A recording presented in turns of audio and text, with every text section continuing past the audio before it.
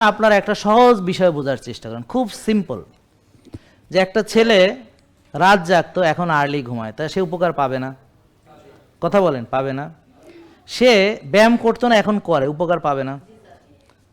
আগে 2, 4, 5 ঘন্টা 6 ঘন্টা ঘুমাইতো কিনা সন্দেহ, মানে এক এক দিন মানে ঘুমের কোনো গুরুত্ব নাই, দেখা গেল অনেক রাত্রে ঘুমাইছে, আবার সকালে উঠে কাজে নামছে।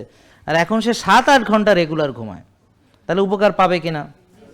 আগে তো কখনো রোদে লাগাইতে হবে এভাবে চিন্তাই করে না, ঘাসে হাঁটতো, এখন খালি পায়ে ঘাসে হাঁটে, রোদ লাগায়, আগের চেয়ে উপকার পাবে কিনা? আগে যা পাইছে তাই খাইছে, আর এখন সে খায় 1 ভাগ হালাল তোয়েব খায়, তা আগের চেয়ে ভালো খাবার খায়, দামি খাবার খায়। আগে খাইতো ফার্মের মুরগি, এখন খায় রাতা মোরগ, কিন্তু অল্প খায়। টাকা বাঁচে কিভাবে? যে সে আগে 6 বেলা খাইতো, এখন 1 বেলা খায় বা 2 বেলা খায়, তাহলে টাকাটা খরচ কমছে না? আগের চাইতে খরচ কমে গেছে, কারণ সারাদিনই তো না খাওয়া, খায় 1 বেলা, তো খরচ তো কমবেই।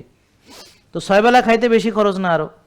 তা এখন দেখেন, সে 6 বেলা খাইতো বা 5 বেলা খাইতো বা 4 বেলা খাইতো বা এখানে ওখানে খাইতো, বন্ধুগুলোকে বইছে, ঠাস করে একটা জিনিস খেয়ে ফেলাইছে, অফিসে গেছে, ঠাস করে আরেকটা জিনিস খাইছে, একটা মিটিংয়ে বসে, মানে এখন আর ওগুলো খায় না। তাতে করে কি হলো? সে সুস্থ খাবার খায়, ন্যাচারাল খাবার খায়, প্রাকৃতিক খাবার খায়, ভালোটা খায়, খাঁটিটা খায়, কিন্তু অল্প খায়। তাহলে সে আগের চেয়ে উপকার পাবে না?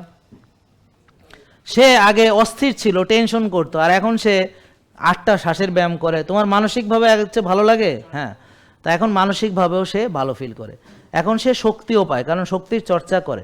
তা এখন খারাপ হওয়ার কি আছে যে খারাপ হবে একটা মানুষ? বা উপকার পাবে না? কেন পাবে না? পাবে না যদি সে না বুঝেন এবং না মানে, দ্যাটস অল।